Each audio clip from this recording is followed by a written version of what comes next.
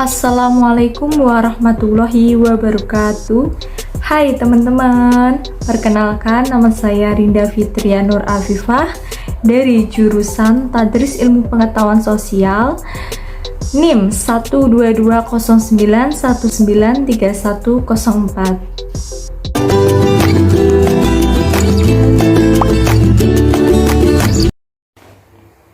Nah, setelah kita mengenal negara-negara ASEAN, kita harus mengetahui faktor dan penghambat kerjasama antar negara-negara ASEAN. Nah, faktor pendorong kerjasama di negara-negara ASEAN itu ada dua. Yang pertama yaitu kesamaan dan perbedaan sumber daya alam. Yang kedua adalah kesamaan dan perbedaan wilayah kondisi geografis. Faktor penghambat kerjasama negara-negara ASEAN yaitu yang pertama, perbedaan ideologi. Yang kedua, konflik dan peperangan. Yang ketiga, kebijakan protektif. Yang keempat, perbedaan kepentingan tiap-tiap negara. Nah, kita akan bahas satu persatu dari faktor pendorong. Adanya kesamaan sumber daya alam. Nah, kesamaan sumber daya alam ini antara beberapa negara dapat mendorong terbentuknya kerjasama antar negara seperti beberapa negara penghasil minyak bumi membentuk suatu kerjasama yang diberi nama OPEC. Nah, adanya perbedaan kondisi wilayah di setiap negara-negara yang berbeda-beda mendorong negara-negara tersebut menjalin kerjasama untuk menjaga stabilitas dan keamanan di kawasan di Asia Tenggara. Nah, perbedaan sumber daya alam ini contohnya yaitu Indonesia mengekspor hasil pertanian ke Singapura dan mengimpor beras dari Myanmar dan Thailand untuk bisa memenuhi kebutuhan dalam negeri Indonesia sehingga terjadi kerjasama ekonomi. Nah, karena kesamaan letak geografis, beberapa negara di suatu kawasan umumnya mengadakan kerjasama untuk menjaga stabilitas dan keamanan negara.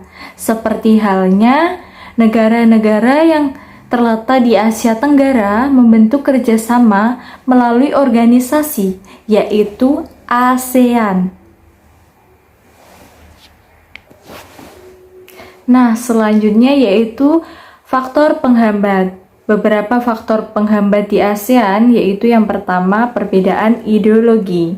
Nah, faktanya saat ini hampir tidak ada negara ASEAN yang menutup diri dari kerjasama antar negara ASEAN. Yang kedua yaitu konflik dan peperangan. Kondisi konflik dan peperangan yang terjadi di dalam negeri maupun antar negara mengganggu stabilitas negaranya sehingga akan menghambat kerjasamanya.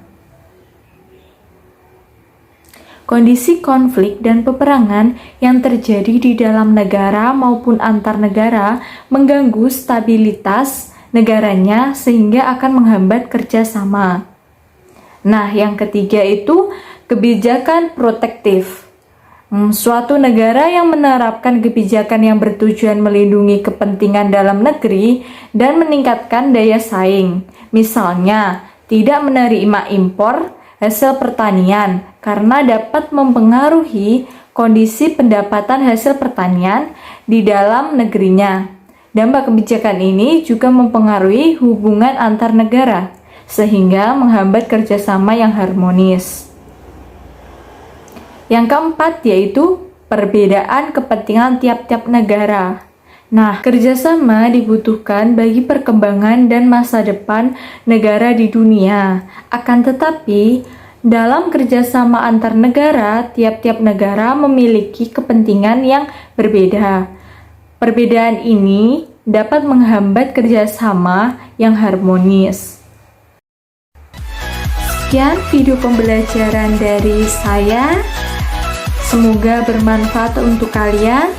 Wassalamualaikum warahmatullahi wabarakatuh. Sampai jumpa di video-video selanjutnya ya.